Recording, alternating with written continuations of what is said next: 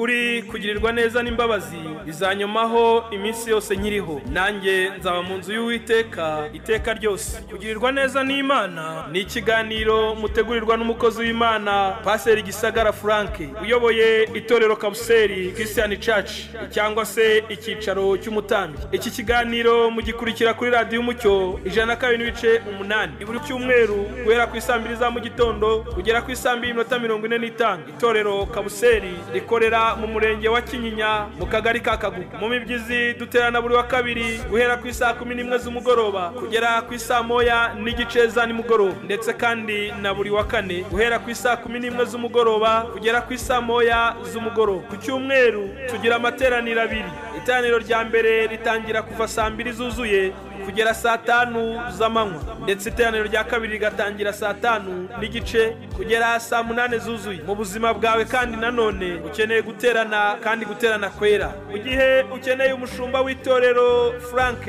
wamuhamagara kuri telefone igendanwa ni 0788800088 cyangwa se 0788469884. Turakurarikira kandi nawe kubana natwe mu kiganiro kugirirwa neza.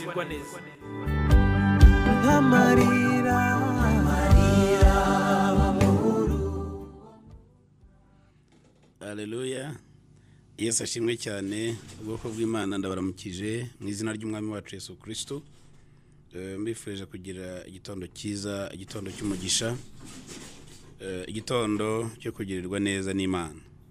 Imana rero ibaho umugisha cyane. Reka dusenga Imana hanyuma dutangire twige twumva ijambo ry'Imana. Data mu izina rya Yesu Kristo w'i Nazareti, turagushimiye, turaguhimbaje, urera urakiranuka, uri Imana yacu. Mwami Imana waducunguje amaraso y'umwana wawe w'ikinege Yesu Kristo, abari abo kurimbuka, abariho urubanza. Uyu munsi Mwami Imana nta rubanza rukituriho, turi bazima, turabana mu rugo kwa data, turaguhimbaza, turi iwawe mu rugo, ntago tukiri hanze ahubwo turi mu rugo. Icyubahiro ni icyawe Mwami. Ndagushimiye kuri igitondo cyiza rero, ndakwingize kugira ngo urukire kwana natwe. Buri muntu wese Mwami Imana aho ari ugushakana umutima wuzuye ishyaka ryo kukubona umwiyereke. Mwami Imana usonzeye kukubona umwiyereke. Abarwayi bakubone Mwami Imana, abarushye n'abaremerewe bakubone. Wera wa Isirayeli wigaragaze mu gihe nk'iki, ugaragaze kugira neza kwawe nk'Imana. Imitima y'Abanyarwanda iragushaka, imitima y'Abanyafurika iragushaka, imitima y'abatuye isi yose iragushaka. Mwami Imana turakwingize kugira ngo wongere kandi wigaragaze nk'Imana. Reka buri muntu wese wifuza kukubona kubone. Reka buri murwayi wifuza kukubona kubone. Reka buri mushomeri wifuza kukubona kubone. Reka Mwami buri muntu wese urushye mu buryo bumwe cyangwa ubundi wifuza kukubona kubone. Reka wigaragaze mu gihe nk'iki Mwami. Reka wongere twiyereke mu gihe nk'iki Mwami. Reka wongere nyiribihe byose, reka twongere tukubone. Si rimwe si kabiri twakubonye, na n'uyu munsi Mwami turifuza kongera kukubona. Urakoze rero Mwami Yesu, ijambo ryo rambwira ngo ko wahoze ni kuri nakuzahora iteka ryose. Ko twakubonye cyagiye Mwami, na n'uyu munsi twakongera twakubona. Urakoze, icyubahiro ni icyawe mu izina rya Yesu. Amen. Mbahaye ikaze muri uyu mwanya w'amateraniro yacu. Imana y'umwijima ho umugisha. Muze tubane muri inyigisho, hanyuma twige tumenye kandi dusobanukirwe. Yesu nashimwe cyane. Ubushize rero ku cyumweru twarimo tuganira ku ijambo rivuga mu byiciro bitatu tubonamo Imana, cyangwa se uburyo fezeze 3 Umwami Yesu abanamo n'umuntu nkawe nkanjye ku giti cyanjye. Twabonye fezi ya mbere uburyo guhamagara, ukaza wamara kuhagera akakwakira, akabana nawe, akagendana nawe, akagutetesha, ukabugatetera ku biro by'akagukikira, akaguheka, wakwitsamura rwose akakubwira turakira kuri hafi cyane. Hanyuma twongera kubonamo indi fezi asa nkaho umushaka ntumubone, ukabona arasa nkaho yakuretse. Ijambo ry'Imana rivuga ngo mbaye nkuretse akanya gato, ariko ntajye kure yawe, kuko nubundi akomeza kukurinda, akurindiye mu buntu bwe, akurindiye mu mbabazi ze. Ariko noneho bwa buryo wabanaga nawe bwa mbere ntumubone, akaba cyagiye usenga kwiriza ubusa iminsi 3 iminsi 7, akaba n'igihe uvayo nta n'inzozi zihumuriza ubonye. Ako gahe rero twabonye ukuntu gasa nkaho kagoranyemo, twabonye ukuntu abigishwa bakagezemo, babanye nawe bigera n'akandi gahe kabayeho baramubura, ariko nanone tugera kuri fezi ya gatatu aho Yesu yongera akagaruka. Yesu nashimwe cyane. Uyu munsi rero tugiye kuganira n'ubundi turakomeza kuri iyo nyigisho, hanyuma tuganire ku ijambo rivuga ngo ari Yesu bakubwiye na Yesu wiboneye. Yesu bakubwiye na Yesu wabonye. Yesu nashimwe cyane. Turaganira ku mugabo witwa Toma. Yesu wabanje kumva ko abandi bigishwa babonye Yesu, yaza bakamubuhamya uko Yesu yabiyeretse, uko bamubonye n'amagambo ahumuriza yababwiye. Undi aravuga ati jewe ntago ndi bubyemere, ndemera ariko nanjye mubonye, ndemera ariko nanjye amaso yanjye mwiboneye, ndemera ariko nanjye intoki zanjye zimukozeho. Yesu nashimwe cyane. Akenshi rero uyu mugabo dukunda kumuganiraho cyangwa se banukunda kumwigishaho, ariko dusa nkaho tumureba mu buryo buri negative. Uyu munsi ndagira ngo rero tumuganireho nge nawe, hanyuma twumve neza impamvu nyamukuru cyangwa se icyo yashakaga kuvuga, kuki atigeze ashaka kwemera ko ntago yahakanye ngo ababwire ati murabeshya, ariko yaravuze ati nanjye mubone. Yesu nashimwe cyane. Ntago yababwiye ati kuzuka ntibishoboka, ntago yaba yazutse kuko bamwica nararebaga, banamuhamba nararebaga. Ntago yabihakanye ngo ababwire ati ibyo muvuga ibyo ntibishoboka murabeshya, ariko yarababwiye ati uko mwamubonye nanjye ndashaka kumubona. Yesu nashimwe cyane. Ariho turuganirira ijambo rivuga ngo Yesu bakubwiye na Yesu wiboneye. Umuririmbyi yararirimbye aravuga ngo uko Yesu bamuvugaga niko nanjye namubonye. Hari ukumva Yesu ukumva inkuru ze, ukumva amateka ye, ukumva ibyo yakoze, wajya mu materaniro ukumva ubuhamya, wahura n'umuntu mu nzira mugenda akaguha ubuhamya, ukumva Yesu, ukumva ariko Yesu uyu nguyu, ukumva hari uburyo wifuza nawe kuzamubonamo. Rero hari Yesu bakubwiye, hakaba na Yesu bwawe wiboneye. Mu rwandiko rwa mbere rwa Yohana yaravuze ngo uwahozeho uhereye mbere na mbere, uwo twumvise, uwo twabonye n'amaso yacu, kandi uwo twitegereje intoki zacu zikanamukoraho. Yesu nashimwe cyane. Uri mwumva urwandiko rwa mbere rwa Yohana igice cya mbere uhereye ku murongo waho wa mbere. Yohana yavuze Yesu nawe muri ibi byiciro, aravuga ngo uwahozeho uhereye mbere na mbere, uwo twumvise. Yesu twumvise, twabanje kumwumva, abahanuzi baramuhanuye, yanditswe muri Bibiliya, baramuvuze bavuga ko azaza, bavuga ko azamera, ngo uwo twabanje kumva. Yesu nashimwe cyane. Ngo Yesu twumvise, uwo twiboneye n'amaso yacu, kandi uwo twitegereje intoki zacu zikamukoraho. Yesu nashimwe cyane. Bwoko bw'Imana, Yesu uyu nguyu tuvuga, umuntu nkawe ku giti cyawe cyangwa se nanjye, tubana nawe muri ubu buryo.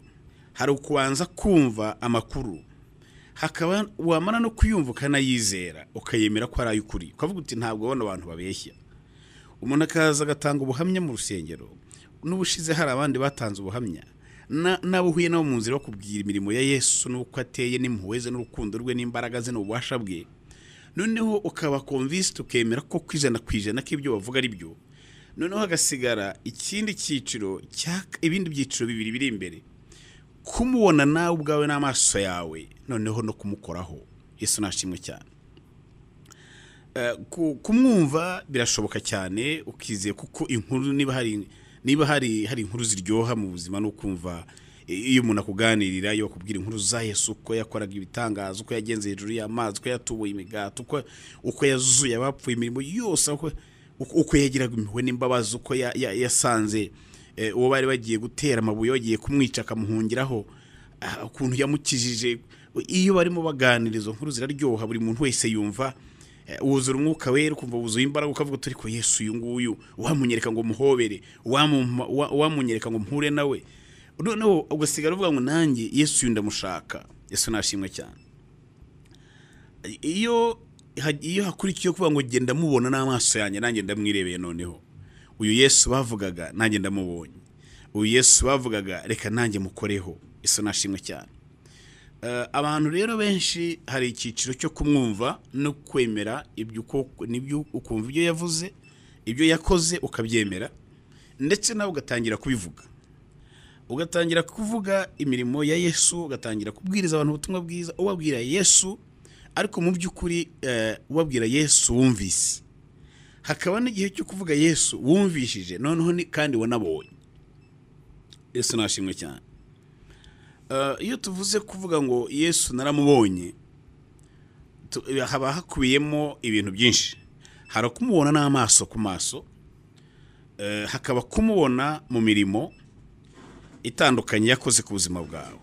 Hahandi udakeneye umuntu wo kuza kukubwira. Nanone iyo fezi ya mbere yo kumva inkuru za Yesu iyo wazumvishije, buriya hari igihe ugeramo cya kindi kigoye kigiye kuguhinyuza, muri we hakazamo gushidikanya. Hano uvuga utari ko wa mugani Yesu uyu nguyu bavuga yaba koko, cyangwa wenda nuko yaba koko babivuga ariko ari ese uko bibiri muvuga niko ari, ukikangamo ukavuga uti none byaba atari byo, kuko urimo urakoresha amakuru wumvishije, urimo uravuga ibyo wasomye muri Bibiliya, urizera ko kuremera ko ari byo, ariko hari agahe kaza kagutushaho gakeya ugasa nkaho ugiye gushidikanya ukavuga ati ariko Yesu uyu bavuga numvishe kanaka avuga, uwo numvishije wakoze ibi nibi, sincere arahari na n'uyu munsi. Aho niho hahandi ushize twaganiriye ku cyumweru, fezi ya kabiri aho Yesu mubura neza, ukamubura pepe, ukamubura mwiyerekwa, ukamubura mu masengesho, wasoma na Bibiliya ukumva ntabwiza. Yesu nashimwe cyane. Ukarambura Bibiliya ukava mu itangira ukagera mu byahishe ushakamo icyanditswe cyagufasha, cya kindi wasoma ngo wumve icyo kiguhumurije ukumva nta kirimo. Ndetse wanagerageza kuzana muri bimwe bya bindi uzi uhorana mu mutima wawe, ugendana wirindisha, wumva wagira ngo ubizana bisoma ukumva uwo munsi ntabwo byaryoshye. Yesu uyu nguyu yari he? Yesu yari he? Mu gihe cyashize twaragendanaga, naramubonaga. Ukishakamo ibyaha wakoze byatumye atandukana nawe ukabibura, ndetse n'ibyo wumva we umutima wawe ukwemeza ko wakoze ukagerageza kubyihana, ukihana, ugakora amasengesho y'iminsi nk'irindwi yo kwihana no kwiyeza no kwikiranura n'Imana. Wasohoka mukavuga twenda ku munsi wa 8 Yesu araza kuza mubone, byagera ku munsi wa 8 aho atekereza kumubona Yesu ntumubone. Kibaza ariko Yesu uyu nguyu habaye iki? Kuki yanditse? Kuki yantaye? Byagenze gute? Ese ko yambwiye ko azabana nanjye iminsi yose? Ese ko yambwiye ko azandinda ku manywa na nijoro? Ese ko yambwiye ko ntacyo nzamuburana? Yesu uyu nguyu ari hehe ko ntarimo kumubona? Yesu nashimwe cyane. Ako ni kagahe rero kasa nk'akanyeganyije mu muntu. Iyo Yesu hari urwego butari wakamubonyeho rugukomeza, ariko uko byagendekeye kubigishwa igihe babanye nawe, ibyo yakoze ibi bitangaza tubona hano yabikoze ari kumwe nabo. Yesu nashimwe cyane. Agenda hejuru y'amazi barabibonaga, acyaha umuyaga ugatuza barabibonaga, atura amafi barabibonaga, ajya kwa Yayira akazura umwana barabibonaga, azura Lazaro barabibonaga, ibyo yakoze asubizaho ugutwi k'umuntu Petero yaraciye barabibonaga, ibintu byose bari barabibonye. Yesu nashimwe cyane. Noneho hagera igihe cy'uko bamufata, baramukubita, baramwica, abantu barikanga cyane, baravuga ati ntabwo bishoboka, uyu nguyu arapfuye, ntabwo bibaho. Basubiye inyuma, n'umwana muto yababona akabaza ati wa Yesu wanjye ari he? Umuntu wese ubabonye akakenera kubaza ati wa undi se mwavugaga ari he? Wa undi se wazuraga abantu ari he? Wa undi se wakoraga ya mirimo n'ibitangaza ari he? Wa undi Yesu se mwatubwiraga ari he? Kandi kuko nabo bakabura icyo basubiza, kuko ntabwo bari barimo kumubona muri ako kanya. Hari igihe umuntu akubaza ikibazo mu by'ukuri turetse kwihagararaho ukumva uratsinzwe, ahubwo ati reka mbyemerera umurokore, ndabyemera, sinanabihakana pe, urasenga ndabizi na Bibiliya ndayikubona na buri gihe, numva uri mu masengesho, numva wiyirije, ariko ndagira ngo nkubaze ikibazo kimwe. Yesu uwo nguwo uvuga udashoboye no kukurihira inzu uraramo, udashoboye kugaburira abana, Yesu ni Yesu ari hehe? Munyereke, arahari cyangwa ntahari? Watekereza ko abana bawe bamaze iminsi 2 cyangwa 3 batarya? Watekereza ko nyirinzu arimo kwirukana? Kuko wajye na muri ukibaza ko se wa mugani ibi ngibi Yesu abikora? Ese wa mugani ni washaka kamuhinyura? wageraho ukidefending ukiyaruka kavuto ya Yesu wanjye arahari niyo wanyirukana nkarara hanze yandinda ariko nta kibazo na hirya y'uyu munsi nzamubona ukaba koko mu byukuri nubwo urimo uravuga amagambo yo guhamya kandi koko wemenya n'umutima wawe ko azaza kandi koko aranaza kuko simwe si kabiri tubibona biba kandi Yesu akaza akigaragaza ndetse wa wundi wirukanwaga mu nzu muri chambrette ejo tukazajya gutaha inzu ye yubatse kadastre kandi nyamara muri cyagiye baranamwirukanaga mu nzu Yesu ariko muri kagahe umuntu yakubajije icyo kibazo ukumva ko arasa nkaho agutsinze wageraho ugaza gusubiza inyuma kwibuka ariko Yesu hari n'ubundi bigeze kunyirukanamo kandi arancumbikira hari n'ubundi bigeze kubaho ariko ndamubona ariko muri kakanya yarakubajije cya kibazo wumvisha usa nkaho agukoza ahantu Yesu nashimwe cyane ubwoko bw'Imana hari igihe umuntu akoze ikibazo ukumva kibaye nk'ikiguhinyuje wageraho ngaho ukavuga uti no uko byamera kose yego nabyumvishije ko ibyo ambwiye bisa nkaho ari byo ariko ndabizi Yesu wanjye ndamuzi uyu utari wasobanukirwa ibino byiciro bitatu Yesu abanamo n'abantu mu cyiciro cya mbere mwari kumwe mu cyiciro cya kabiri hari aho umubuze ndagira nkubwire ngo witegure mu cya gatatu aragaragara nshuti y'Imana Yesu nashimwe cyane muri ako kanya bigishwe babazaga batari ko nimutubwize ukuri Yesu wanjye ari he uwo mwatubwiye ari he wa wundi mwagendanaga nawe ari he wa wundi mwiratanaga ari he wa wundi mwagendaga mwumva ko aho mugeze hose ngo dayimoni zahunze ari he none se ko yabashe kuzura abandi kuki watizuye bimaze kubayobera biravuga ngo baragenda bajya ahantu bikingiranira mu nzu ngo kubera ko batinyaga abayuda Yesu nashimwe cyane 20:19 ngo nuko kuri uwo munsi bugorobye ari we wa mbere w'iminsi iri ari nari ngiye gusoma aho yazutse ariko hano haruguru kuri 20 baravuga aho bavuga ngo aho bavuga ko Yesu yari kuri 10:19 aho bavuga ko barimo kubabaza bamaze kubona apfuye bamuhambye abagabo birabayobera aribaza ati ibi turabivuga ngo iki none turaca heye igice cya 19 uhereye ku 28 bagaragaza ukuntu yapfuye uko bamuhambye muri 38 noneho uko abantu batangiye kubabaza uko abigishwa babuze aho bareba uko bagiye ahantu bakikingirana mu nzu barahaba batinyaga no gusohoka bakibaza se ubu turavuga ngo iki turagenda tubwira abantu ko wa muntu yagiye ko twari twarabwiye abantu ko yari yaradukijije ko hano ku isi tuzabona ibiku by'incuro 100 ndetse tukazongerwa no kubona ubugingo buhoraho none ko agiye nta kintu tubonye turavuga iki ni icyiciro cya kindi nababwiye cyo kumubura aha ngaha ntunamuhamagara no mu nzozi ntabwo umurodo no mu nzozi ntabwo aza no mu kwiriza ubusa ntabwo aza utangira kwibaza icyo wakoze gitumye kureka bikanga Yesu nashimwe cyane utangira kwibaza ukuntu Yesu yabuze icyo kibazo cyamurushije imbaraga bikanga nk'aba ngaba bibaza ukuntu urupfu rwamushoboye ntibabyumve ukuntu abantu baje bakamufata bakamukubita bakagezaho bamunogonora bakamubamba abantu bakaza undi akaza akamutera icumu mu rubavu rero ntabwo ari Yesu twari tuzi ntabwo ari Yesu twemeraga nigeze kuganira rimwe n'umuntu wo mu Islam tuganira kuri Yesu bakamwemera ko yavutse ku gitangaza bakemera n'imirimo yakoze ariko iyo bigeze aha ngaha baravuga ngo no kuko batemera kuzuka bakavuga ngo aha ngaha ngo igihe bamujyanye ngo ntabwo ari we ngo ahubwo bakoze ibintu bisa nk'ubumajije ngo Yesu ngo kuko ngo ntiyashoboraga gupfa ngo hanyuma ngo bashyiraho undi muntu ngo arangije bari gupfa ejo Yesu barongera baramugaragaza baravuga ngo yazutse kubera ko bashaka gukwepa aho hantu badashaka kwemera umuzuko aho ngaho iyo bageze barahahunga Yesu nashimwe cyane nabandi bakavuga ati ntabwo nabo baramurebaga ku musaraba bati uriya ni we Yesu twavugaga twagendanaga twabonye ntabwo bishoboka ubuse ibi bintu yari yaraje kutubeshya none birarangiye ubuse ko twari twarabwiye abantu ibyo twababwiye turabisobanura gute turabidefendinga gute Yesu nashimwe cyane nshuti y'umusaraba nangira nkubwire ngo hari Yesu wumvishije hakaba na Yesu wabonye Yesu wumvishije iyo utari wageraho kumubona ndagira mbwire ngo bano bigishwa bari baramwumvishije bari baranamubonye ariko hari yindi shusho batari bakamubonyemo hari ubundi buryo batari bakamubonyemo ntabwo bumvishaga yari yaragiye abibabwira kenshi akababwira mugani ntibabimenye abereka urusengero akavuga ati urusengero buriya ati narusenya mwarisenyera ku minsi 3 nkamaze kurwubaka abandi bati imyaka rwatwaye no warwubaka gute mu minsi 3 ibyo yageragezaga kubabwira ntibabyumve ntago bari barigeze basobanukirwa ko hari umunsi azagaragara nk'umunyantege nkeya, azagaragara nk'aho urupfu rwamurushije imbaraga, azagaragara nk'aho rwamutwaye, azagaragara nk'aho yatsinzwe, ntabwo babitekerezaga. Ndagira mbwira ngo Yesu ntatsindwa, Yesu ntananirwa, Yesu nta mbaraga na zimwe kuri iyi si zamushobora. Yesu nashimwe cyane. Icyo kibazo cyawe ntago cyamurusha imbaraga, iyo ndwara yawe ntago yamurusha imbaraga, icyo geragezo cyawe ntago cyamurusha imbaraga, ahubwo byihorere muri ibyo byose. Aragira ngo hari buriya hari ubuhamya umuntu avuga, hakaba n'ubuhamya bwivugira ubwabwo. Yesu nashimwe cyane.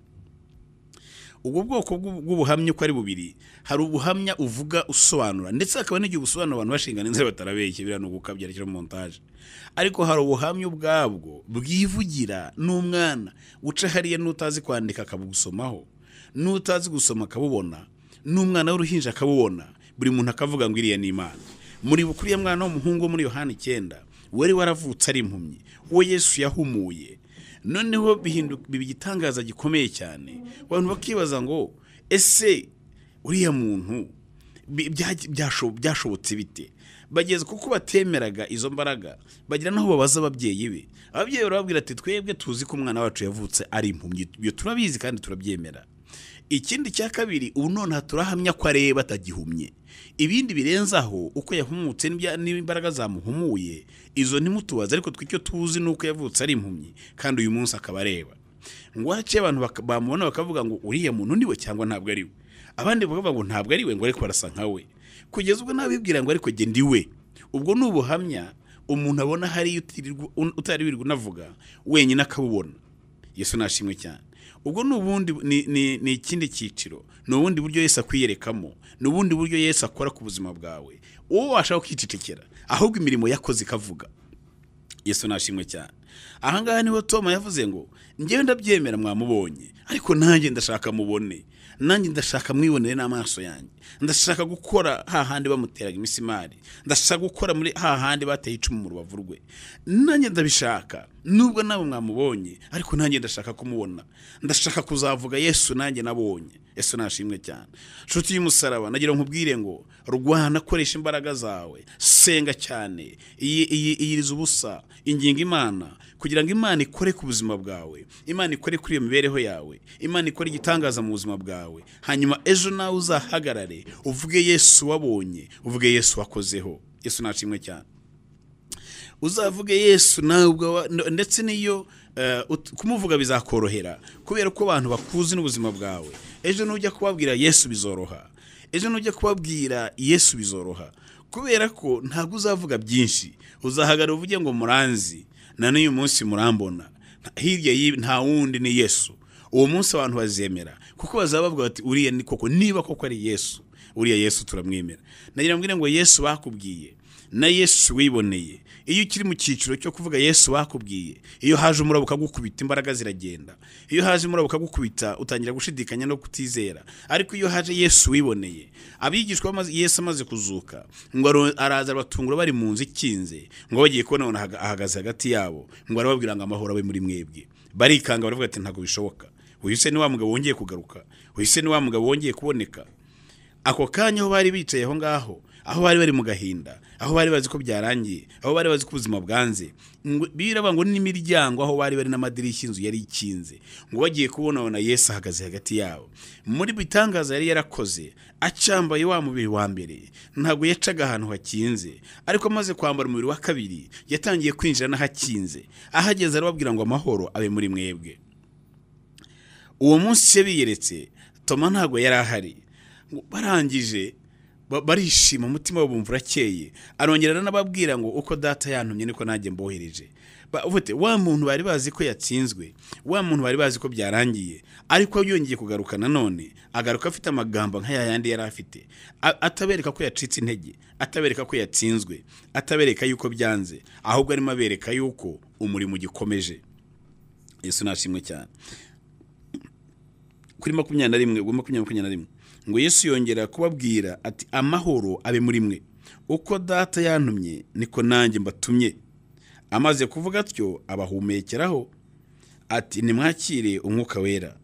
Abo muzababarira ibyaha bose bazaba babibabariwe, abo mutazababarira bose bazaba batababariwe. 2:24 ngo ariko Toma umwe muri abo 12 witwaga Didumu ntiyari kumwe nabo ubwo Yesu yazaga. Nicyo cyatumye abandi bigishwa bamubwira bati tubonye umwami. Nawe arabasubiza ati nintabona inkovu z'imberere mu biganza bye ngo nzishyiremo urutoki rwanjye inshyire ikiganza cyanjye mu rubavu rwe sinzemera. Umva ukuntu hano uyu mugabo yababwiye ababwiye ati ibyo ndabyumva byo mumbwira nta kibazo wenda singiye guhakana ariko nanjye hari icyo nshaka nimara kumubona ibyo bakoraga narabirebaga bamufata nari impari bamubamba nararebaga bamukubita imisimari nararebaga ni nko kuvuga ati ndashaka kuzamubaza uko byari byamugendekeye bamuhamba nararebaga noneho jye ninamubona ndashaka kuzashyira intoki zanjye muri za nkovu Yesu we ndashaka kuzarambika ikiganza cyanjye hahandi bateye rya cumu niboneye n'amaso yanjye ndetse na wa wundi bateye muri rya cumu hakavamo amazi avanze n'amaraso waruhumye n'ijisho hanyuma igitonyaga cyagwa kuri rya jisho rigahumuka. Ndashaka kuzareba hari ahantu bateye icumu nkashyiramo ikiganza cyanjye ngo ibyo nintabibona sinzemera. Yesu nashimwe cyane. Ndagira ngo mbabwire ngo uyu mugabo witwa Toma Yesu amagambo yamubwiye amaze kuza ntabwo yamubwiye nk'umuntu umugaya ntabwo yamubwiye nk'umuntu umwereka ko yakoze amakosa. Umva ukuntu Yesu yamubwiye ngo nuko iminsi 8 ishize abigishwa bongera guterana mu nzu nka mbere na Toma ari kumwe nabo. Yesu araza abagarara hagati kandi inzugi nanone nka kwa kundi imbere zari zimeze zari zigikinze arababwira ati amahoro abe muri mwe.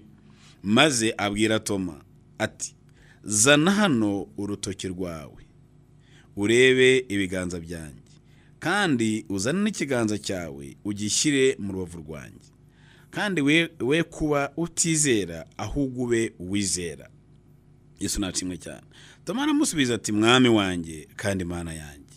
Yesu aramubwira ati wijejwe nuko umbonye hahirwa abizeye batambonye. Ndagira ngo dufatanye neza dusobanure rino jambo. Hariya Toma yaravuze ati yewe hari nintabona ziriya nkovu ze zo mu kiganza ngo nshyire mu rutoki rwanjye nintashyira ikiganza cyanjye muri rwa rubavu hamwe bateye icumu sinzizera ntabwo nzabyemera ko ari we ariko nimbibona nzemera ko ari we. Yesu nashimwe cyane. Hari ubwoko bumwe hari uburyo bumwe bw'imisengere aho umuntu ajya gusenga akagenda abwira Imana ukayibwira ngo rega ndizera nzi ko hari kandi ushobora byose ariko noneho ubu tuvugana nge nawe nintabona iki niki ntabwo ndi buva aha ngaha rwose nta nubwo noneho ndi buze kwizera ndashaka kuhava nkibonye nyitwaye. Yesu nashimwe cyane. Ndagira ngo mbabwire abantu turi muri mu nkurikira nanabategura kugira ngo ko mu cyumweru gitaha tuzatangira amasengesho ya n'iminsi 7 azaba avuga ngo umwana wanjye nsubiza umwana wanjye umwana wanjye aho ngaho ntabwo ndiwe yavuga nzayavugaho ubutaha. Ayo masengesho tuzakora n'amasengesho azabavuga ngo Yesu ndashaka iki ukita izina ryacyo hanyuma kandi ndashaka gusoza aya masengesho nkibonye wamaramaje n'umutima wawe n'ibitekerezo byawe n'imbaraga zawe no kwizera kwawe ubikubire muri iryo jambo rivuga ngo ndashaka kuhava mbibonye. Yesu nashimwe cyane. Aravuga ngo jewe nintabona ninashyira ikiganza hahane muri ya nkovu ntago ndi bwizere rwose munyihanganire mu mbabarire nge ndizera ariko mpafashe. Yesu nashimwe cyane. Yesu ahageze ngo aramubwira ngo harya waravuze ngo nutabona izi nkovu ntuzizera zana hano urutoki rwawe ikintu mukundira. Ntabwo yigeze azanga mubwire ngo ibyo wasabye ntibishoboka. Ntabwo yigeze amubwire ngo abasenga bene ubwo buryo sinjye mbiyereka. Ntabwo yaje ngo amubwire ngo ubwo wanze kwizera utarabona ntazo ndi bukwereke kandi ndiwe. Ntabwo ari uko nguko Yesu akora nshuti yanjye.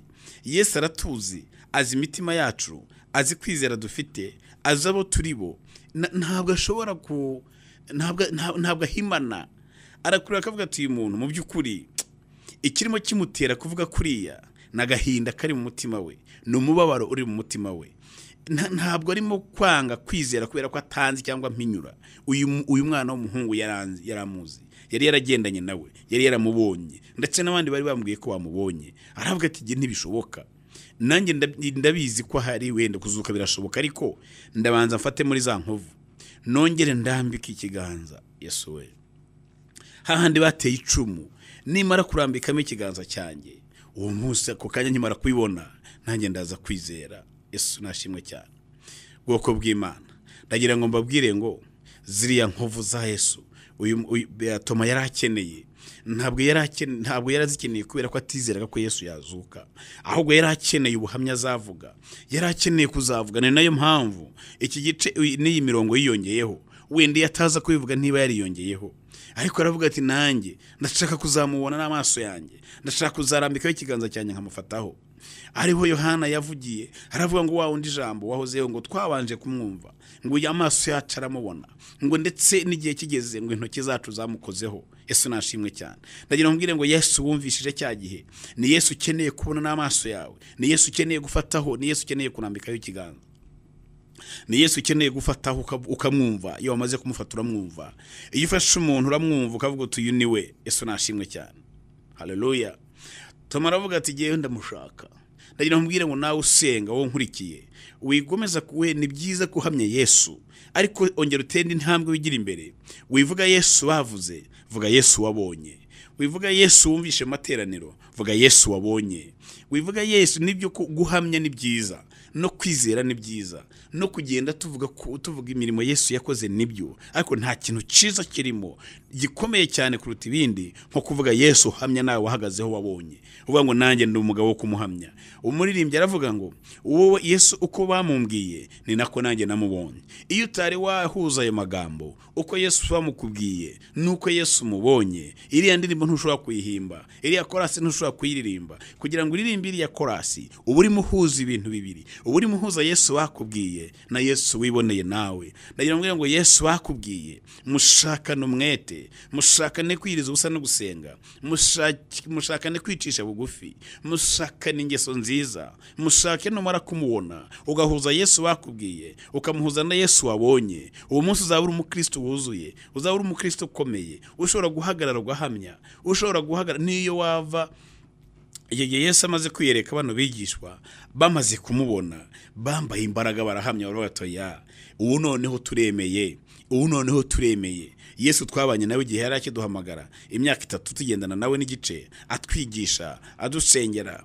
Hanyuma igihe kiragira kandi gahe gatoya turamubura, tumaze kumura twibwira ko isi turangiriyeho. Hanyuma aza kongera aragaruka. Uyu mugabo uko agenda nako azagaruka. Muri buke yarahagaze ku musozi wa rero narimo agenda, abamarayika babiri bahagaze ngo babwira abigishwa ngo kumubonye agenda ni nako muzamubona agaruka. Yesu nashimwe cyane. Barangiye baravuga ngo uyu mugabo tuzamuhamya ku isi hose, i Yudaya ni Samariya no mu mpera z'isi zose, ntabwo tuzaceceka, tuzamuvuga.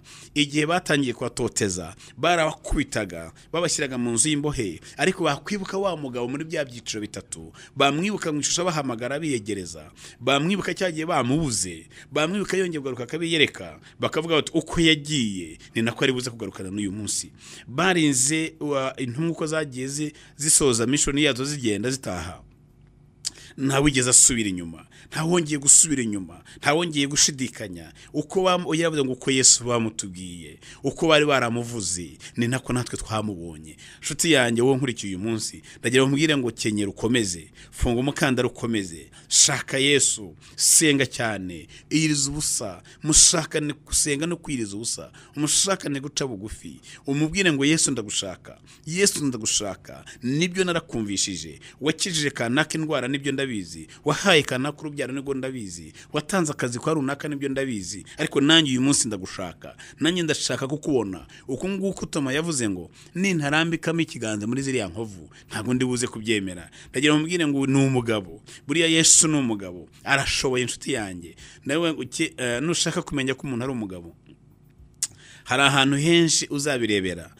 no muri bimwe bigize umugabo nyamugabo uzamusanga ni inkovu. Azakwereka inkovu y'urugendo, azakubwira aho yaciye, azakubwira uko bimeze. Igihe kimwe Yakobo agiye amaze gusaza ngo hamagara abana be, arabiyegereza arabaganirira ababwira amateka y'ubuzima bwe ababwira ukuntu yavuye iwabo ababwira ukuntu yagiye akajya gukuba kwa nyirarume kwa Labani ababwira imyaka yamazeyo ababwira ukuntu yagiye akava iwabo n'inkoni gusa nta kintu na kimwe yari afite nta tungo yari afite nta mafaranga yari afite ibintu byose yarabitaye iwabo aravuga ngo nagiye mpunga mwene data yashakaga kunyica ngo ariko nyuma naje kugaruka nza ndi umugabo wikwije Yesu nashimwe cyane yageze kuri cya kibaya cya Yaboke bavuze ngo hariya nahambutse n'inkoni gusa ntacyo mfite ngo ariko none nongeye kugaruka nikwije afite abagore n'abana n'amashyo Yesu nashimwe cyane arabaganira babwira ngo igihe navaga iwacu nagendaga ndi umugabo muzima ntabwo nacumbagiraga imyaka yose namaze kwa Labani muzabaze ntabwo nari ikimuga ngo ariko umunsi nari ndimo ngaruka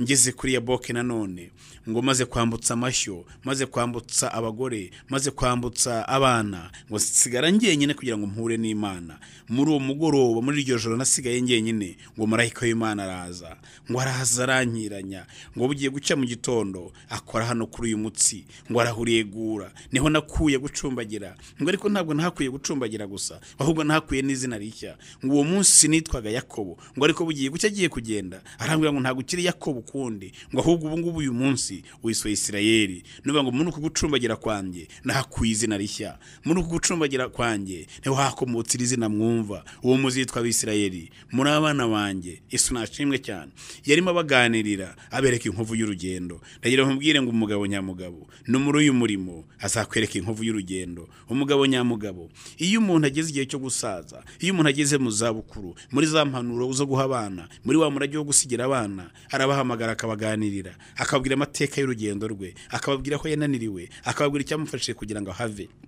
Yesu nashimwe cyane inkovu rero z'urugendo inkovu z'urugendo nkuru ibi nibyo bituma yarimo avuga ngo uyu mugabo ndashaka kureba ziriya nkovu ndashaka kureba hari ahantu bateye icumu ndashaka kureba hari ahantu bateye imisumari niwe wabashije kuhakora bandi ntago bahakoze bararebye ariko undi yaravuze ati noneho ngewe ndanakoraho ngo arangire Yesu aramubwira ngo Toma ngwino hano nyegera Yesu nashimwe cyane ndagira ngo najye nkubwire ngo senga umaramaje ambara imbaraga umaramaje ubwire Yesu ngo ibintu ni bibiri iki kirakoreka cyangwa basi aho kugira ngo mbe muri iyi si hari umugabo wigeze gusenga arimo abwira Imana avuga ati ndashaka hari ukuntu umuntu asenga akavuga ngo Mana ibi bintu dore ngwi jewe ndashaka kubona iki ngiki niba ureba kukibona bidashoboka nsezerera nitahire nona nuba ntashobora kubaho meze gutya muri ubu buzima nsezerera nigendere Yesu nashimwe cyane noneho iyo usenze kuribwira Imana ukayibwira iti hari ubuzima ndambiwe hari ubuzima ntashaka ibi suku biganirira inshuti suku biganirira abaturanyi suku genda ubwira abantu bose ngo hari ikintu narambiwe koko baguhindura na yubu bakirwa kuganira ahantu hose gende wowe wiherere ushaka umwanya wawe niwe no usabe nakonje niba bishoboka ufata umwanya wiherere ukinga inzu yawe ujye mu cyumba cyawe ukingeho ubwire Yesu ngo ndagushaka nibyo ndabizi sinkushaka nk'utarakubona narakijijwe nabatijwe amazi menshi cyagiye wakoze ubanza umwereke imirimo yose yakoze ku buzima bwawe hanyuma noneho umubwire ngo ubu noneho bigeze uyu munsi ndashaka ibi niba koko ndabizi uriho ndabizi ntawe urahari wahozeho uriho uzana urahiteka ryose noneho muri ubuzima ndashaka iki Yesu nashimwe cyane ndashaka iki muri ayo masengesho tuzakora azaba arimo kuvuga ngo nsubiza umwana wanjye ndashaka umwana wanjye tuzabonamo ukuntu umuntu ashobora kurangara abagore babiri barabyaye noneho umwe ngo aza gusinzira asinziriye mugenzi we utarusinziriye umwana we arapfa amaze gupfa afata wa mwana wapfuye aramugurana amujyana mu gituza cya wa wundi wari ufite umwana muzima ariko usinziriye ngo aramutwara amusigira upfuye undi nawe aguma yumva apfumbase umwana mu gituza nyamara umwana yari apfumbase ntabwo yari muzima yari yapfuye buke yarebye aravuga ati uyu mwana nubwo yapfuye ariko Yesu we wanjye niwe aramubwira ati umwana wanjye muri cya gihe cyo kurangara gatoya hari igihe abantu barangaye hanyuma satani arabaguranira abambura ibyo bakabaye bafite abaha ibindi byo kubajijisha. Hari igihe satani abwiye ibintu byo kukujijisha kugira ngo ntumenye vuba, kuko iyo aza kumara akanya kanini igituza cyari kirimo umwana nta mwana urimo, aba yarumvishije imbeho, aba yarumvishije umuyaga, ariko kugira ngo amurinde yo kumenya ibirimo bijya mbere yashyizemo wundi arokipa wa mwanya. Hari abantu bafite ibintu byokipye ahantu kugira ngo bataza kumenya icyabaye. Uyu munsi bafite ibitari byo, nyamara ibyakabaye ari byo satani yarabitwaye. Ayo masengesho tuzatangira ejo bundi azarimo avuga ngo nsubiza umwana wanjye. Ayo ngayo tuzayaganiraho cyane. Uyu munsi rero nagira ngo mbabwire ngo wowe ubwawe nawe senga Imana, wambara imbaraga z'Imana, ubwire Yesu ngo ndagushaka. Yesu narakumvishije ariko ndagushaka. Yesu nashimwe cyane. Yesu narakumvishije nibyo, watabaye narabibonye, watabaye kanaka narabibonye, wamukoreye ikintu gitangaza narabibonye, ndabizi nanjye cyagiye wankoreye iki kandi ndi umugabo wo kubihamya, ntabwo nshidikanya, ariko none ubu ndashaka iki. Yesu nashimwe cyane. Ndumva ndambiwe iri zina, ndumva ndambiwe iki gisuzuguriro. Uyu munsi ndagira ngo ukinkureho, ndashaka kukubona n'amaso yanjye, ndashaka nanjye kuzaguhamya, nkazakuvuga nk'uwakubonye, nkazavuga ngo nimuceceke Yesu naramubonye, nimuceceke Yesu naramubonye. Uyu munsi hari abantu bo guhamya, ashobora kubwira ngo niyo wanjyana mu muriro nkashya nkakongoka, niyo wambwira ngo uranyica nakubwira ngo reka mfe, ariko ndapfira umwami wanjye, kuko ndamuzi naramubonye, imbaraga ze narazibonye, urukundo rwe nararubonye, ubushobozi bwe narabubonye. Uyu munsi nanjye ndamushaka. Rero abantu ntimukazajye muvuga yuko Toma mu mubare nk'umuntu wari negative. Oya, uku nubundi buryo bw'imisengere, nubundi buryo bw'imyizerere. Ahavuga ati giyewe ndabizi, nimureke Yesu nimumungisha, ndamuzi naramubonye, twarabanye naramubonye, ibyamubayeho byose narabibonye. Uyu munsi kugira ngo nge nemere ko ari we wa wundi, hari ibimenyetso nshaka. Uku no gusenga Imana usaba ibimenyetso, no gusenga Imana uyisaba ibifatika. Yesu araza ahageze, abandi mwibuke ko bari baramubonye ariko ntago bamukozeho. Noneho Toma hageze ngo aramubwira ngo ngwino hano, zana intoki zawe, afataho. Arambwira ngo Toma, kuki warindiriye kubanza kunkoraho kugira ngo wizere? Ngo aramubwira ngo hahirwa uwizeye atagize gute, atari yabona. Nukuvuga ngo iri jambo rivuga ngo barahiriwe, nibyo koko barahiriwe. Hana abantu bahiriwe muri iyo myizerere, avuga ati je ndizera kandi bikaba uko nizeye. Imana ishobora kubwira ngo nzagutunga, cyangwa se ikakubwira muri iyi season nagiye kuza ibihe by'impeshyi cyangwa igihe cy'inzara, Imana ikakubwira ngo nzakugaburira. Hari umuntu ushobora kwicara akavuga ati Imana yavuze ko izangaburira, reka niyicarire iwanjye ntegereze, sinzahinga, ntacyo nzakora, ariko ijwi ry'Imana ryambwiye ko izangaburira. Akicara akabyizera uko, kandi koko Imana ikazamutunga, yakohereza ibikona nk'uko yabikoraga igihe cya Eliya, yakohereza abandi bantu bakamuzana ibimutunga, kuko Imana yabivuze iramutunga. Hakaba n'undi uvuga ngo Imana yambwiye ko izangaburira, noneho reka mbyuke njye guhinga kuko ntago nzarumbya. Ubu no kuvuga ngo bifite garanti ko niyo imvura yagwa n'itagwa imyaka yangizera, kuko Imana yambwiye ko izangaburira. Uyu nguyu ugiye agahinga, nuriya wicaye hariya, bose barizeye ariko bafite kwizera gutandukanye. Hari abavuze ati gereka mpinge, Imana izaha umugisha ibyo nahinze. Undi nawe aravuga ati genda icara hariya ntegereze, kubera ko yavuze ibyo yavuze zabisohora. Nagira ngo rero mbabwire ngo abarokore bamwe, hari abarokore bicaranye amasezerano, ariko ayo masezerano mwicaranye nudahaguruka ngo utere intambwe ugira icyo kora, uzasigara uyaganirira abantu. Nibyo Imana iguha amasezerano, akimana iguhaye amasezerano urahaguruka ugatangira gukora ibikorwa nibura bigaragaza uko ya masezerano azaza. Niba Imana ikubwiye ngo nzaguha umugisha, nzakurinda inzara mu bihe bizaza, ntago bivuze ngo uzagenda ujye mu nzu kinga uryame. Ushobora kuzicwa na yanzara kandi nyamara, cyangwa se ukazasanga urimo ugaburirwa mu buryo utakabaye ugaburirwamo. Ariko niba Imana ivuze ngo nzakurinda inzara mu bihe bizaza, shakisha ukuntu watangira guhinga, shakisha ukuntu wategura imirima yawe, uvuge ngo ngiye kuzahinga, hanyuma umugisha w'Imana, Imana izamereza imyaka, kuko yambwiye ko izandinda inzara mu bihe bizaza, ntago bivuze ngo izandindira mu ishuka niyoroshe. Yesu nashimwe cyane. Rero Toma ntabwo yabivuze nk'umuntu utemera, ntabivuze nk'umuntu upinga. Niyo mpamvu Yesu atigeze amucyaha, niyo mpamvu Yesu atigeze amubwira nabi, ahubwo yaramubwiye ngo ngwino hano, koraho ibyo washakaga nibi ngibi, ngo ariko niyo uza kwizera wakabaye ubibona n'ubundi, wakabaye ubona utarindiriye kuza kunkoraho. Yesu nashimwe cyane. Aha rero iyo bigeze aha nenge nemeranya na Toma nkavuga ngo ndashaka kuvuga Yesu nabonye, ndashaka kuvuga Yesu nakozeho, ndashaka kuvuga Yesu niboneye n'amaso yanjye. Bagera abigishwa barambwiye ngo twabonye Yesu, arababwira ati nta kibazo niba mwamubonye nanjye ndashaka kuzamwibonera, ndashaka kuzafata muri ya nkovu z'imisimari, ndashaka kuzafata muri rwa rubavu, nimara gufatamo nzemera ko Yesu koko mwabonye nanjye mubonye. Uyu munsi ndimo nakubwira ngo shaka Yesu wawe, shaka Yesu ubu umubone, wivuga Yesu abandi bakubwiye, wivuga Yesu bakuganiriye, ahubwo uvuga Yesu nawe ushobora guhagarara ugahamya. Yesu nashimwe cyane. Ntacyo bitwaye kwizera ibyo bakubwiye byizere, uko bakubwiye byizere, ariko ngiraho yindi ntambwe imbere uvuge ngo uko namwumvishije ni nako namubonye, ngo ariko igihe cyarageze ngo nanjye mukoraho. Yesu nashimwe cyane. Reka Yesu arambura ikiganza umukoreho, reka Yesu arambura umuhobere, ufate kuri ya nkovu umubwire ngo Yesu we, hari inkovu nanjye nari mfite, hari ubushye nari mfite mu mutima, ariko nkimara gukora muri iyi nkovu yawe ubushye bwanjye buragiye. Hari umubabaro nari mfite mu mutima wanjye, ariko nkimara kukubona uriya mubabaro uragiye. Toma navuga ngo uwo yari afite umubabaro mwinshi, yari afite agahinda kenshi, aravuga ngo ubu noneho ubwo nkubonye umutima wanjye uratuje. Yesu nashimwe cyane. Ntabwo nzongera kutizera, ntabwo nzongera kwiheba, ngo ahubwo noneho ubu nanjye nzahamya ko Yesu namubonye. Nanjye ndumva shaka Yesu uyu, ndumva shaka kumubona, ndumva shaka kumuvuga nk'umuntu urimo mureba, ndumva shaka kumuganira nk'umuntu wamukozeho, ndumva shaka kumuvuga mu bundi buryo butandukanye nuko namuvugaga, ndumva shaka kumubona mu bundi buryo butandukanye nuko namubonaga. Hari abantu bazi nibyo guko gushima, hari abantu bicaranya amakuru, hari abantu bicaranya amakuru menshi, ndetse nayo muri uyu mujyi barayafite, bakubwira abakire bose nuko bakize, naho bakuye amafaranga n'amazu bubatse uko bayabonye n'imihanda bayikoze, ayo makuru yose barayafite, barayavuga nk'abayafite, nyamara bo ntacyo bafite, ahubwo bafite ya makuru gusa. Uyu munsi rero ntago ngira ngo tugire amakuru gusa Yesu ibyo yakoze, ahubwo ndagira ngo tugire Yesu hanyuma tugire n'aya makuru ariko tumufite nyawe. Uhagaruka uvuga ngo Yesu nanjye ndi umugabo wo kumuhamya, nanjye ndi umugabo wo kumuhamya, nanjye ndi umugabo wo kumuhamya, za nkovu ze nazikozeho. Yesu naramubonye, yahinduye amateka yo kwa kanaka, ariko nanjye yanjye yarahinduye. Uyu munsi ndimo ndavuga amateka yahinduye, ndavuga abo yakirije, abo yakije indwara, ndavuga abo yagaburiye bashonje, ndavuga abo yatabaye bashobewe,